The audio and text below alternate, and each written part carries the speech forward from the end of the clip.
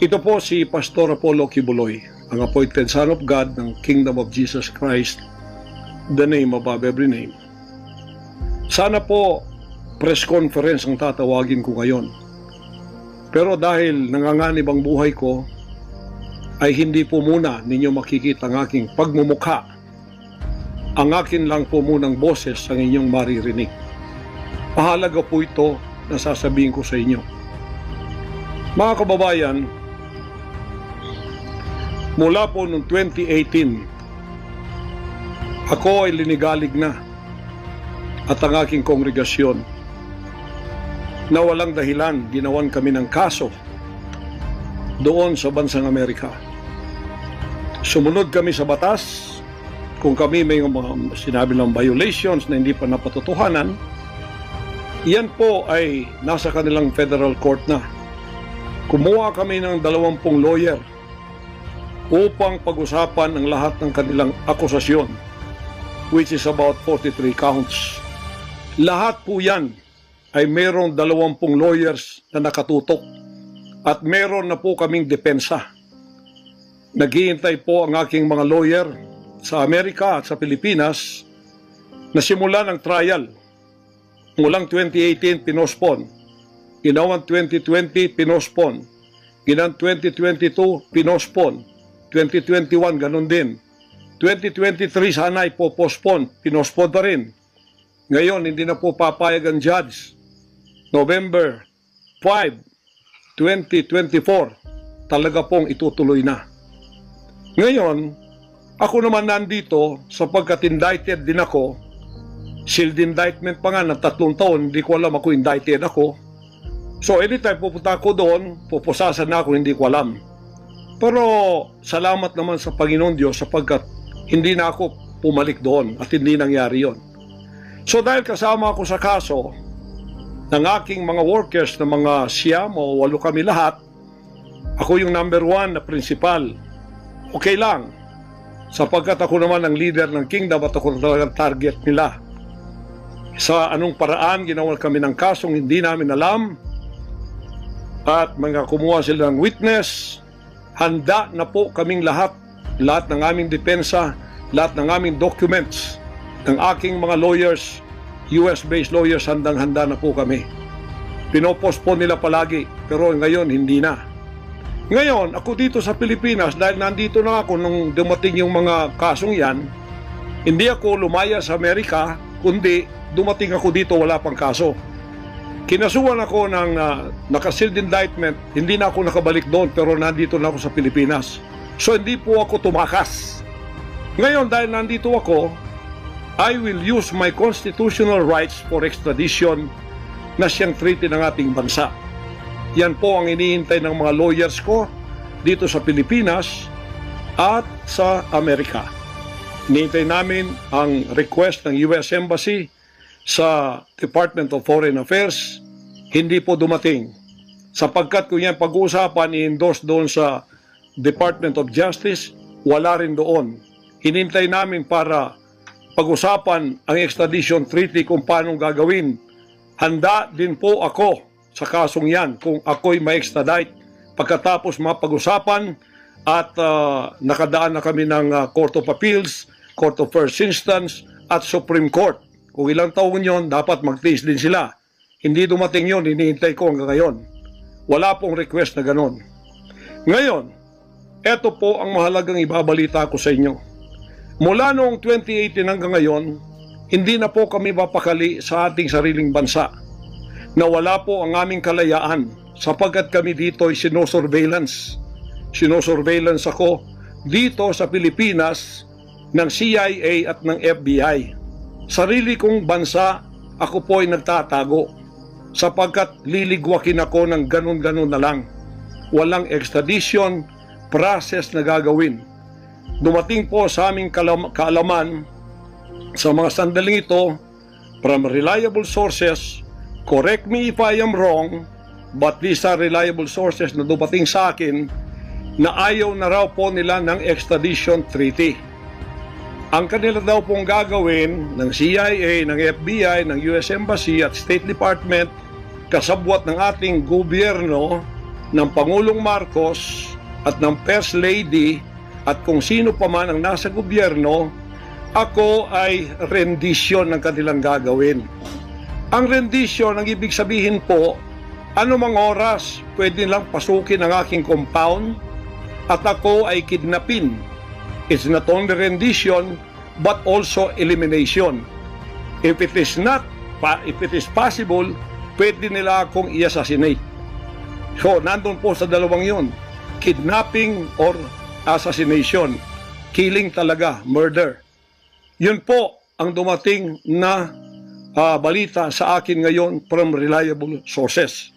Kaya, mulang 2018, alam na po namin na may gagawin sila. Hindi lang namin alam kung paano sapagkat ang iniintay namin ay extradition sapagkat yun ang treaty natin. Ngayon, ito pong gagawin nila dahil hindi na sila dadaan doon ay illegal. Kidnapping or elimination or assassination. Di po ba sa atang sariling bansa, ang aking constitutional rights nawala na? Sapagkat ako po ay binigay na sa kamay ng mga banyagang ito ng ating sariling gobyerno ni Pangulong Marcos at ni First Lady Araneta Marcos. Huwag kayong magkaila kung totoo itong sinasabi ko. Angkinin nyo, kung hindi, i-correct ninyo ako. Sapagkat ang buhay ko ngayon ay nanganganib. Kahit mukha ko, hindi ko pwedeng ipakita sa inyo. Sapagkat ako ay binigay na ninyo sa kamay ng mga Amerikano. At gagawin nilang gusto nilang gawin sa akin sa aking sariling bansa. Ang aking 11 compounds, araw-gabi, sinosurveillan ng drone. Hindi po kami makatulog, hindi kami mapakali. Baka yung ginawa nila sa amin noong 2020 doon sa Amerika, na bigla kaming pinasok, pinaggigibang pintuan, pinaggigibang lahat ng aming pamamahay sa loob, linigwak lahat, ay gagawin nila dito sa aming bansang Pilipinas sa aking mga compound. Saan man po ako naroroon, nandoon sila nakasurveillance sa akin at naghihintay na lang ng tamang pagkakataon upang ako ay kidnapin o kaya patayin o kaya i-assassinate na ganun-ganun na lang para mawala ako dito sa mundong ito. Na kanilang bakit ako naging hadlang, hindi ko alam. Hindi lang po yun mga kababayan, kundi ang aking leaders lahat kasama na sa elimination. Ito pong aking Board of Administrators, senior leaders, lahat po sila ay pwede na rin nilang patayin lahat. At pagkatapos hindi namin alam kung anong plano nila sa buong properties namin sa Kingdom Nation. Kahit bakit ganito sila kagalit at bakit ganito ang kanilang treatment sa akin na isang appointed son. Ang ministry ko po ay evangelizing the whole world with the Word of God. Hindi ko naman kasalanan ako'y maging kaibigan ng politikong tulad ni Pangulong Duterte, Vice President Sara. Taga Davao po kaming lahat, lumaki kami lahat dito. Alam ko po ang aking mga kaibigan, sila. Lumaki kami, mayor namin yan, prosecutor pa, naging congressman, naging president. Yan po ang aking pakikipag-ugnayan for nation building. Wala akong ibang interest sa bansang ito, kundi ang pagunlad. Ngayon, ako po ay inuusig. Ako po ay ginigipit.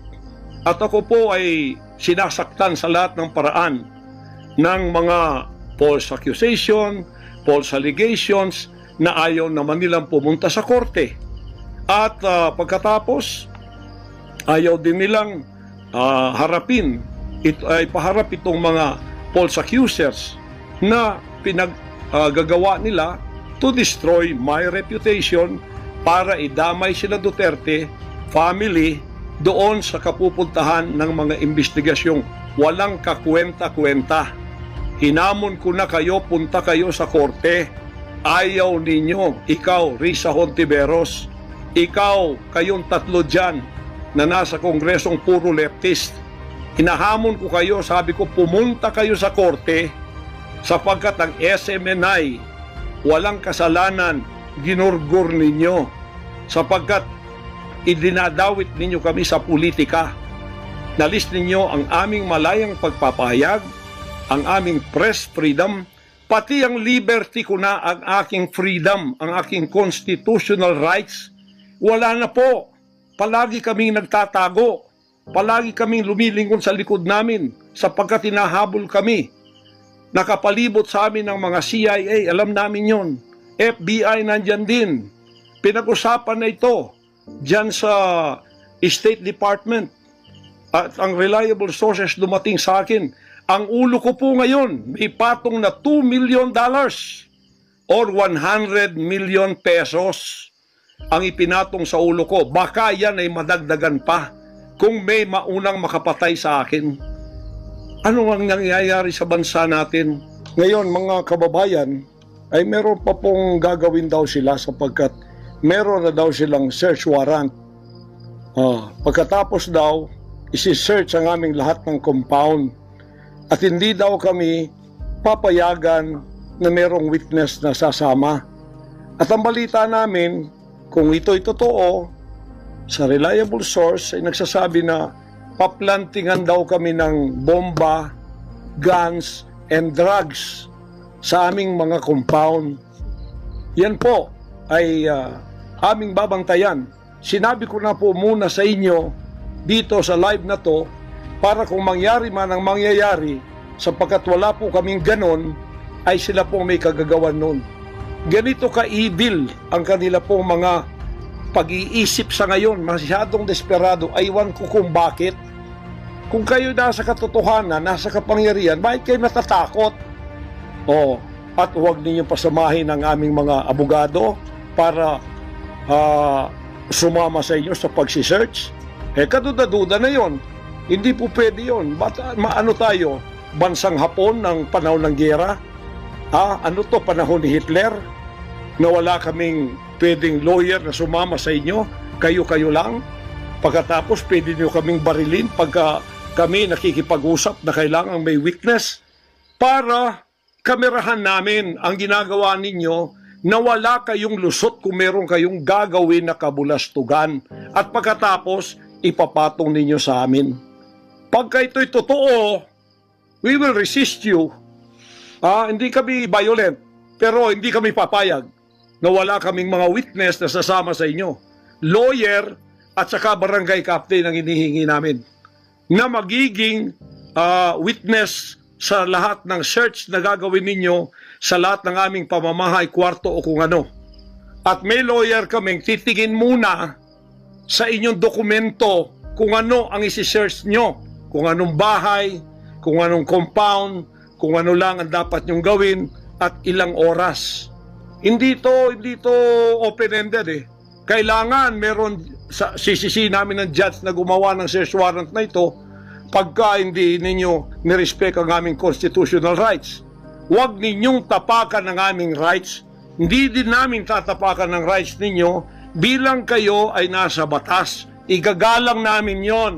Pero igalang din ninyo kami kasi meron kaming mga narinig na ginawan ninyo ng mga ebidensyang peke. Tinamnan ninyo pagkatapos ipapatong ang kaso sa amin. Religious community po ito. This is a spiritual community. Once tumapak kayo dyan, sapagkat kayong nagdadala ng batas, respetuhin ninyo. You are on holy ground. Yan po ay mahal na mahal naming banal na dako. Huwag ninyong lapastanganin. Pero hindi namin kayo pipigilan kapag may search warrant kayo. Pero hindi kami papayag na hindi kami makakasama ng kasama namin, hindi makikialam sa inyo, titingin lang sa lahat ng gagawin ninyo. Kasi hindi na kami kumpiyansa sa gobyernong ito. Gagawa sila ng paraan para kami ay bigyan ng kasalanan. Yan po, babantayan natin yan. Pag hindi sila pumayag, then siguradong magpa-planting sila ng evidence. Pag pumayag sila, then fair ang laban. Hindi namin sila pakikialaman. Titingin lang ang aming mga witness na mga lawyer at saka barangay captain. At kung sino man ang mga witness na nandoon mula sa aming side kasi nandoon sila. Hindi na pwedeng gawin wantonly ang kanilang gagawin doon sa aming mga compound na wala kaming witness because they can do anything to implicate us, to plant false evidences and charge it against us. Ganon ang aming mga paningin dito. Kaya wag ninyo kaming pigilan para pantay ang laban natin, kasi nakikita namin na ang pamamahalang ito ay hindi na po matuwid. Biro ninyo, ginikipit kaming ganito, wala namang kaming ginagawa sa bansang ito. Sinabi ko na muli, hindi kami nagdidil ng drugs, hindi kami violenting tao, hindi kami terorista, mangangaral kami ng mga salita ng Diyos. In fact, dito sa aming compound sa Tamayong, kami ang nakapagbigay ng peace sa mga kababayan nating sinisila ng CPP and PNDF, tinatakot at pinapatay. Ngayon, wala na sila, may peace na kami. Eto namang gobyerno natin, eto ang ginagawa nila sa amin. Biro ninyo mga compound na religious ng Kingdom of Jesus Christ, ginaganito nila. Pero yung pagnanakaw nila sa gobyerno, wala silang sabi. Tiklop bibig, hindi sinisearch ang mga bahay na pinagbibili nila. Nagamit ang pera ng gobyerno. Anong klase kayo? Sige, gawin ninyo ang gusto nyong gawin sa amin. Pero kami tatayo sa aming constitutional rights. Whatever happens. Tatayo ako sa kalayaan ko sa bansang ito na pinakamatyan ng aking mga national heroes. Yan mga kababayan, bantayan po natin. Hindi po ako magpaparesto sapagkat ako po ay siguradong papatayin. Kasi rendition na ang kanila, hindi na po extradition. Kaya wala na akong kalayaan at wala na po akong depensa sa sarili ko, kundi ang Panginoong Diyos lamang. Kung paano itinago ng Diyos si Elijah sa evil woman na si Jezebel, nang nagpakain sa kanya ay mga ibon na lang, ganon din ang gagawin ng Diyos sa akin. Hindi ako ibibigay sa kamay ng masasama pag ganito ang pamamahala. It's an evil and righteous administration. I am telling you that. Bantayan natin to mga kababayan ko. 73 years na po ako. Magse-74 years na ako dito. Lahat ng administrasyon na daanan ko na. Lahat ng mga naging pangulo. Mula kay Diosdado Macapagal. Mula po sa malit pa ko kay Magsaysay. Kay Carlos P. Garcia. Kay Diosdado Macapagal. Kay Marcos Sr., kay Cory Aquino, pagkatapos kay Ramos, pagkatapos kay Gloria Macapagal, pagkatapos kay Erap, pagkatapos kay Ramos, pagkatapos si Aquino, Noynoy, pagkatapos ang ating Pangulong Duterte. Wala po kaming nadaanan ganito na ginikipit kami sa aming sariling bansa ng mga dayuhan. Nakasabwat ang ating pamahalaan na aking sinuportahan pa naman noong nakaraang eleksyon. Tandaan mo, President Bongbong Marcos, First Lady Lisa Marcos, pati ikaw Martin Romualdez, hindi kayo dyan ngayon kung hindi kayo tinulungan ng SMNI at ng buong sangkatauhang Pilipino. Naniwala sila sa amin sapagkat ang SMNI lamang ang may credibility noong panahong yon hanggang ngayon. Ngayon, anong ginawa ninyo? Pinaggagawan ninyo kami ng kasalanan, inilagay ninyo kami sa kahihiyan, pagkatapos ibinilanggupan ninyo ang dalawa naming mamamahayag, pagkatapos inaapi ninyo kami ng ganito-ganito lang. Ang aming pong tolerance, it has come to the rim. Our tolerance has been to the roofs already. Alam ninyo, hindi na po biro itong nangyayari sa bansang ito. Kung pababayaan po natin ang ganitong mangyayari ng mga dayuhang tulad ng Amerikano, CIA, FBI, State Department, US Embassy, gigipitin tayo with the connivance of our own President and First Lady and other members of the Congress. Kung pababayaan natin ito, nangyayari sa isang Pilipinong tulad ko na gumagawa ng kabutihan, trying our very best para makatulong kami, humanitarian, Children's Joy Foundation, dinemonize kami, kinriminalize kami. Biro niyo, ginagawa niyo dangerous criminal organization ang Kingdom of Jesus Christ. Buong sanlibutan, ang akin pong 38 years na munga ng mga 6 hanggang 7 milyong kaluluwa na niwala sa katuwiran at nagbago ang buhay. Ngayon, ginaganito niyo ako ng dahil sa inyong politika na ang aking itinataas naman ay mga leader na tama tulad ni Duterte. Kasalanan ko ba yun na maniwala ako sa isang leader na matuwid at akin siyang itaas? Pagkatapos ganito kayo kadesperado para ako'y patayin at ang lahat ng aking mga senior leaders papatayin din, hanggang yung mga leaders na pwede pang pagkatiwalaan papatayin ninyo, and then you take over all of our properties and compound. Pagkatapos lilinlangin ninyo ang mga tao, pagkatapos magtatayo kayo ng sariling korporasyon, i-incorporate ninyo doon ang lahat ng properties na pinaghirapang blood, sweat, and tears ng aking mga members all over the world. Tapos biglang-bigla ililipat ninyo doon sa inyong bagong korporasyon, at pagkatapos itataas ninyo ang kamay ng isang tao tulad ni Bandari at sasabihin niyo, ito ang leader ninyo ngayon. Ano ang Kingdom of Jesus Christ? Political government? Hindi po ganon. Mangyari ng mangyayari. Hindi po papayagan ng Panginoon Diyos ang mga bagay na itong nangyayari sa ating bansa sa mga sandaling ito.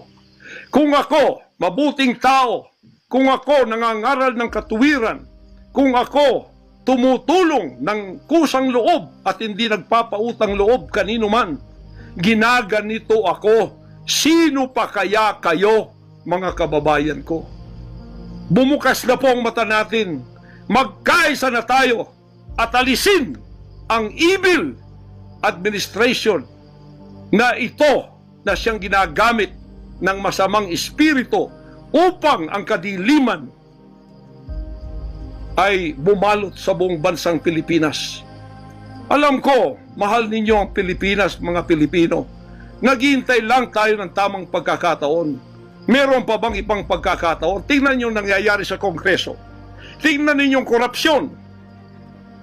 Tingnan ninyong droga. Mismong ating presidente, mismong kanyang pamilya, inakusahang druggists, inakusahang mga drug addicts. Wala tayong ginagawa. Mismong Pangulong Duterte na nagsabi niyan. Mismong naririnig natin araw-araw, durugista siya. Pagkatapos, kami pa ngayon ang inaapi-api sa aming paglilingkod. Pagkatapos sila ay mga kriminal na nakaupo dahil may kapangyarihan. Kami ngayon ang liligwakin nila.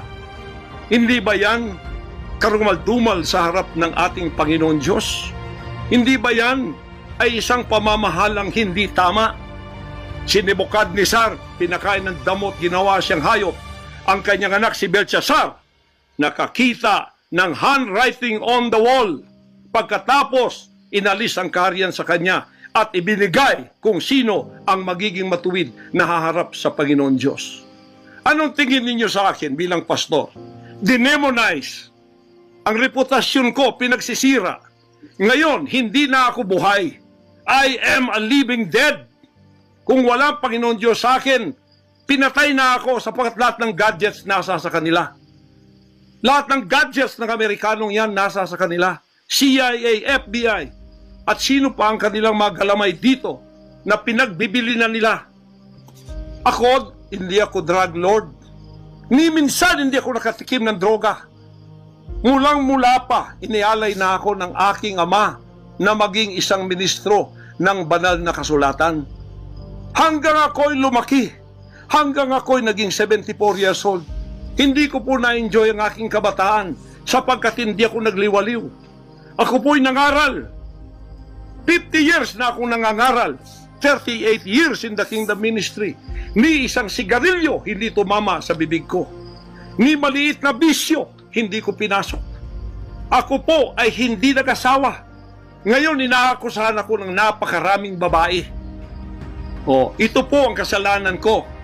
Pinayaman ako ng Panginoon Diyos, akala nila sa akin, single ako, kaya pinag-aagawan ako.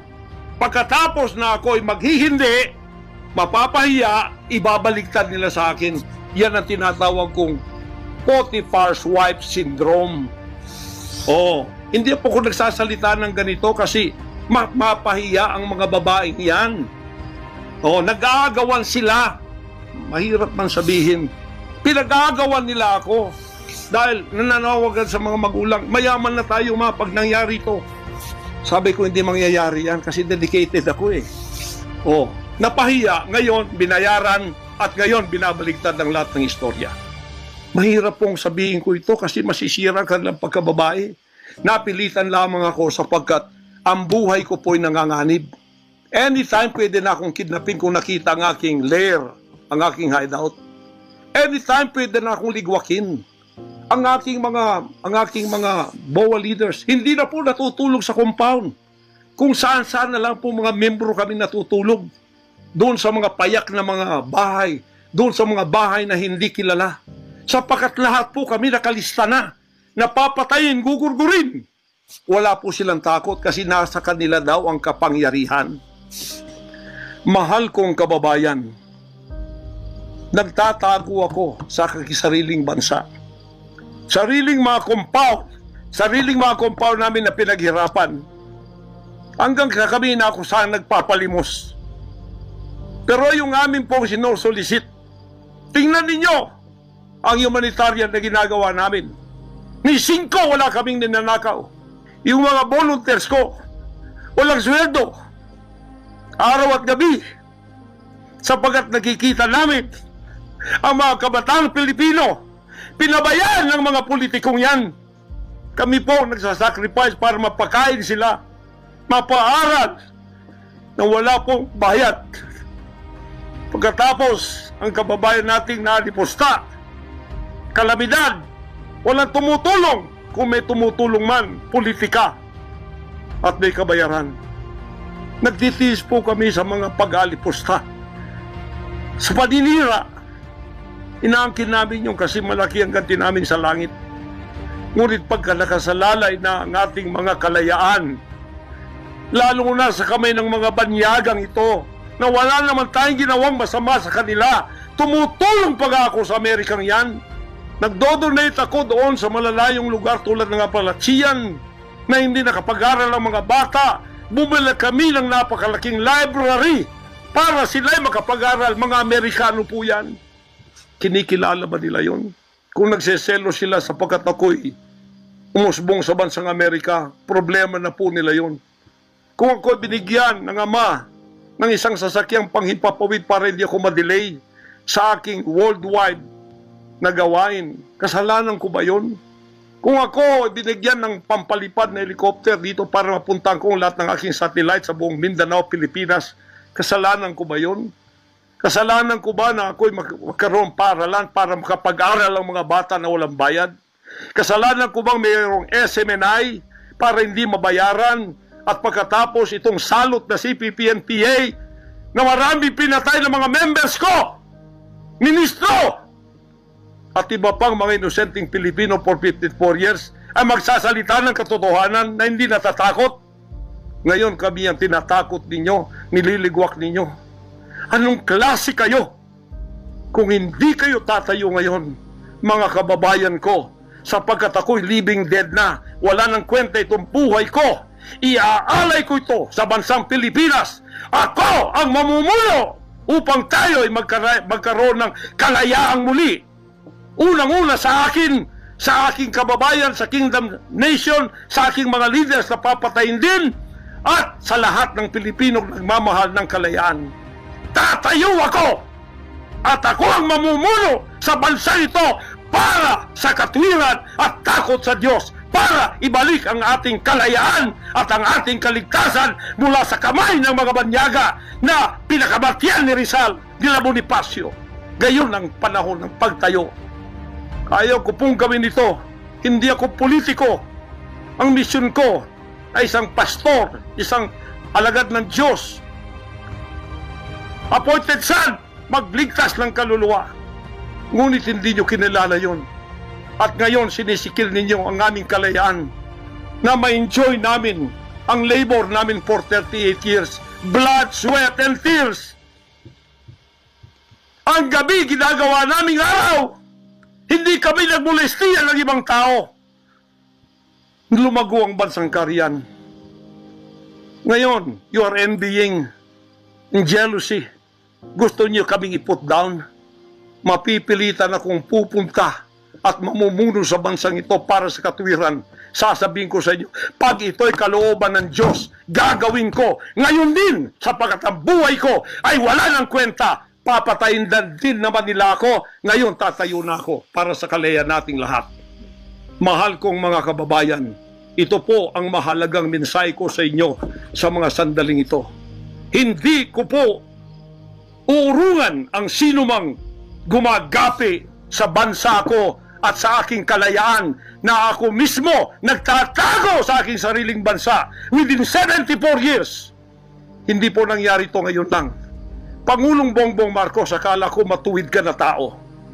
Ikaw, First Lady, akala ko matuwid kang tao. Totoo ba yung ginagawa ninyo riyan na meron kayong mga sex orgies at meron kayong mga drug session na nagliligwak kayo ng drug, sumisingot kayo ng drug habang nagsesex orgies kayo? Totoo ba ito? Totoo bang kayo ay may mga session ng nagarkila kayo ng mga voodoo expert from Africa, pagkatapos mga witchcraft sa India at ang inyong session Martes at pagkatapos Biyernes dyan sa Malacanang upang inyong aswagin i-witchcraft ako, Vice President Sara at Pangulong Digong at ang lahat ng tutol sa inyong paglilingkod. Biro ninyo, naging demons na kayo, nag-devil worship na kayo kung totoo man ito. Nag-devil worship na kayo kung totoo man ito. Para lang kayo ay manatili sa kapangyarihan, para lang kayo ay humawak ng aming pera ang hindi ninyo pinaghirapan. Kami po ay nagbibigay ng taxes. Lahat ng aking kingdom materials from China, may taxes lahat yan. Milyon-milyon ang aming binabayad. Ngayon, ginagawa pa ninyo sa amin ito? Matuwid ba kayo? President Bongbong Marcos, Lisa Marcos, makinig kayo. Totoo ba na gumawa kayo ng aksyon kasama ng FBI na ako ay nyo nang ipaligwak at binigay sa kanilang kamay? Kaya't sila'y gumagawa ng ganito with impunity sa aking sariling bansa. Kung ganyan ang ginawa ninyo, I will not honor you. I will not respect you because you did not honor me and you did not respect me. You are no longer worthy to be our trusted leader. Mabuti pa, hanggang maaga pa, Bongbong Marcos, Lisa Marcos, Martin Romualdez, bumaba na kayo sa posisyon. Mag-resign na kayo sapagkat hindi hihinto ang tinig na ito habang naririyan pa kayo. Mga kababayan, tatayo ako sapagkat patay naman lang din ako. Tatayo ako hanggang buhay pa, hanggang may hininga pa ako para sa natitirang buhay ko ay magkaroon naman tayo ng boses at magkaroon ng kahit munting kalayaan na lang mula sa mga banyaga na kasabwat ang mga kapiling Pilipinong ito na itinayo natin sa kapangyarihan. Akala natin ay maasahan natin sila. Mga demonyo pala. Sorry to say that, but that is the truth. If that is not the truth, then tell me. And you cannot judge me. You cannot condemn me. I am dead already. I am a living dead in your book. CIA, FBI, State Department, USA. Gawin ninyong gusto ninyo. Ngayon na nakapagsalita na ako, lalantad na ako. Hindi na ako natatakot. Ako ay handa sa glorification. Kung ang glorification ko ay mangyayari maging glorified body ako, hindi ko tatablan ng bala. O kaya, tatablan pa ako sapagkat hindi pa nangyari yon. Handa na akong humarap sa mga bala ninyo. Basta't ito ay nasabi ko na sa social media. Huwag ninyong ligwakin ito para sa bansang Pilipinas ito. Mahal ko po kayong lahat. Pagpalain natin ang ating bansang Pilipinas. Pagpalain tayo ng ating buting Diyos. Pagpalain at ipigay natin ang lahat ng kapangyarihan sa Kanya. At tandaan ninyo ito, hindi mananaig ang kadiliman sa bansang ito habang may boses na ganito. Sumunod po kayong lahat at tayo ay magkaisa ngayon para itaas ang bandila ng kalayaan ng ating bansang ibinigay ni Rizal ang kanyang dugo. Ibinigay ng ating mga heroes ang kanyang dugo. Ngayon, itong mga slaves na to ay hawak ang liig nila ng mga banyaga at tayo'y ipinagbili na sa kanila. Hindi ako papayag hanggang ako'y may buhay at hilinga. Total, patay naman din ako sa inyong libro. Okay na ako sa buhay ko. Masaya na ako. Meron na akong accomplishment. Handang-handa naman ako pumunta ng langit noon pa. 50 years ago, I was ready to go to heaven because I have been there thousands of times and I saw my mansion there. Nandito lang ako para sa aking bansang Pilipinas, para sa kaligtasan ng mga kaluluwa sa buong sanlibutan. Yun lang ang dahilan kung bakit ako narito. Pero natatakot mamatay? Hindi po. Sapagkat ako'y nasa Kanya at siya'y nasa akin. Ano man ang mangyayari sa akin tulad ng aking amang si Jesus Christ, ipinako sa krus, ay handa po akong mag-alin ng aking buhay sa isang worthy cause na sinasabi ko dito. Magandang gabi po, magandang araw sa inyong lahat. Hanggang dito lang, pagpalain tayo ng ating dakilang Ama. Sa Kanya lahat ang kapurihan at ang kapasalamatan at ang kaharian magpakailanman ay mananaig dito sa ating bansa at sa buong sanlibutan. To God, our Jesus Christ, be the glory forever. Amen.